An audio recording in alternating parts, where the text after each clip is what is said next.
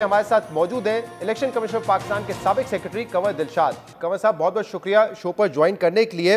वफाकी वुज़रा ने election commission पर इल्ज़ामात लगाए हैं, चीफ इलेक्शन कमिश्नर पर इल्ज़ामात लगाए हैं जिसमें रिश्वत देने की बात की गई, उनसे मुस्ताफ़ी होने का मुतालबा किया और अब इलेक्शन कमीशन ऑफ पाकिस्तान में कल इस हवाले से इजलास होगा।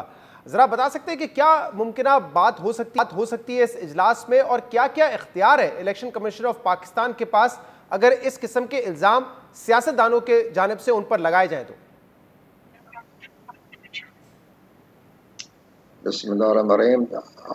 वफाकी वज़रा ने इलेक्शन कमीशन ऑफ पाकिस्तान की खुद मुख्तारी पर जो हमला किया है वो एक बहुत शदीद किस्म के इसके असरात जाएंगे और बहुत दूरस्त देखेंगे।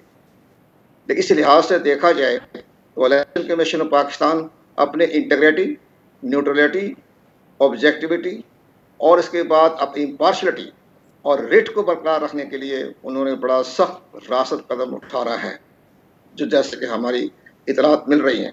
और उसके साथ साथ ये भी है कि इलेक्शन कमीशन ऑफ पाकिस्तान आइन के आर्टिकल 163 आई जी के तहत आर्टिकल 163 आई 1 जी के तहत भी कार्रवाई कर सकता है, जिसमें इनको डिस्क्वालीफाई करने के इलेक्शन कमीशन ऑफ पाकिस्तान के पास इख्तियारात हैं।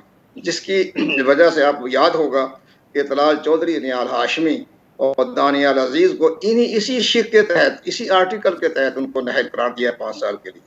अब आगे चलें, इलेक्शन कमीशन ऑफ पाकिस्तान के जो इख्तियारात हैं रूल ऑफ बिजनेस के तहत, कॉन्स्टिट्यूशन के लिहाज से भी उनको हाई कोर्ट के जज के बराबर इख्तियारात हैं, हाई कोर्ट के बराबर इख्तियारात हैं। तो वो कंटेम्प्ट ऑफ कोर्ट लगाने के भी उनके पास इख्तियारात हैं। वो आर्टिकल 204 के तहत वो भी अपने तोहनी अदालत भी कर सकते हैं। और इसी तरह इलेक्शन एक्ट 2017 का सेक्शन 10 है, उसके तहत भी ये कार्रवाई करने के मिजाज हैं। रिट बरकरार रखने के लिए और इलेक्शन कमीशन ऑफ पाकिस्तान के पास मल्टीपल ऑप्शंस है। एक तो आप कह रहे हैं कि कंटेम्प्ट ऑफ कोर्ट सेक्शन 10 उनको ये पावर देता है, हाई कोर्ट के पावर्स देता है। दूसरा आप कह रहे हैं कि इलेक्शन कमीशन ऑफ पाकिस्तान चाहे तो डायरेक्ट इनको डिस्क्वालीफाई भी कर सकता है।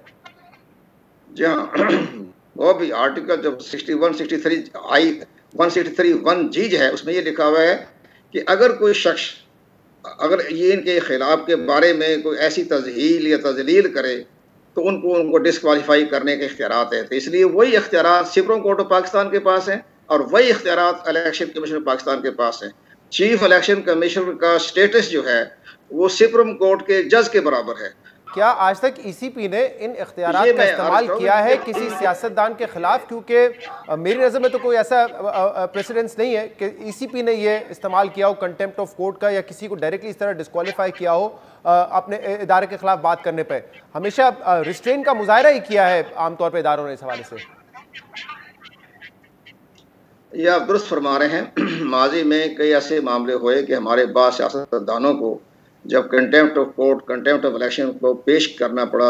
ये हमारे ऑनरेबल प्राइम मिनिस्टर साहब जब लीडर ऑफ द अपोजिशन थे तो उनको इलेक्शन कमीशन पाकिस्तान ने किसी 2 दफ़ा मामला में तलब किया। उस वक्त सरदार रजा साहब थे चीफ इलेक्शन कमिश्नर, तो इन्होंने माफ़ी मांगी थी, ये रिकॉर्ड पर मौजूद है। तो इसलिए वो माफ़ी तो तय है, अगर माफ़ी कोई देगा तो माफ़ी तो आदमी कोई तलब करता है तो उसको सदा कबूल करनी पड़ती है बाद दफ़ा। तो वो फिर इलेक्शन कमीशन ने उनको उनको माफ़ीनामा दे दिया था। जिस तरह उनके बाद उन्होंने जब हमारा जो 25 जुलाई को जो इंतखाबात हुए थे उस पर प्राइम मिनिस्टर नहीं थे, इमरान खान साहब ने अपना वोट जो था वो ओपन कर दिया था, उस पर भी उनको नोटिस जारी हो गया था। इन्होंने उस वक्त भी माफ़ी मांगी थी। ये 2 मिसाल दे रहा हूँ। क्या इलेक्शन कमीशन ऑफ पाकिस्तान को चाहिए कि वो कंटेम्प्ट ऑफ कोर्ट का नोटिस इशू करे या उनके ऊपर जो इल्जामात लग रहे हैं उनका जवाब दे? क्योंकि अगर नोटिस इशू करते हैं तो ये लड़ाई जो हुकूमत और ईसीपी के दरमियान है ये तो मजीद बढ़ेगी। तो जो उनकी साख पे सवाल उठाए जा रहे हैं, उनकी क्रेडिबिलिटी पे सवाल उठाए जा रहे हैं, बेहतर नहीं होगा कि उसका जवाब दे हुकूमत को जो इल्जाम उन पर लगाए गए? उसके इल्जामात के जवाब तो बनता है नहीं ना। ये तो नहीं कहेगा ना इलेक्शन कमीशन ऑफ पाकिस्तान के चीफ इलेक्शन कमीशन का जनाब जो मेरे ऊपर आपने इल्ज़ाम लगाए हैं उसका आप सबूत पेश करें, ये तो वो नहीं कहेंगे। वो तो नोटिस जारी करेंगे।